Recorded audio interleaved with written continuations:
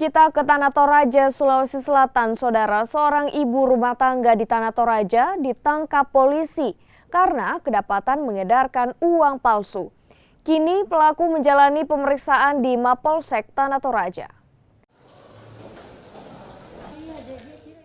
Pelaku ditangkap polisi saat hendak mentransfer uang palsu pecahan Rp100.000 sebanyak 10 lembar melalui briling. Curiga dengan fisik uang yang akan ditransfer, pemilik briling kemudian melaporkan pelaku ke pihak kepolisian.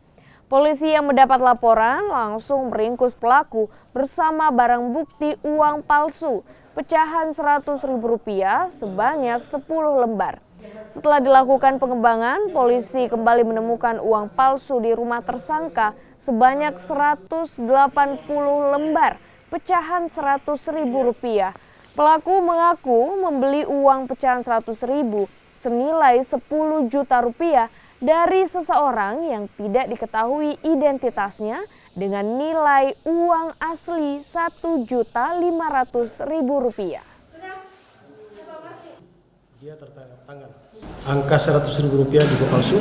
Kemudian setelah tiba di pasar, dia membeli sayur Rp20.000 dan dikembalikan Rp80.000. Masih merasa aman, kemudian dibeli pakaian bekas Rp105.000. Terus kemudian mungkin masih merasa aman, dia mencoba mengirim uang itu sebanyak 10 lembar, nominal 1 juta ke rekening pribadi. Nah, dari situ mulai kemudian masyarakat curiga dan melaporkan kepada petugas. Kemudian dilakukan penangkapan.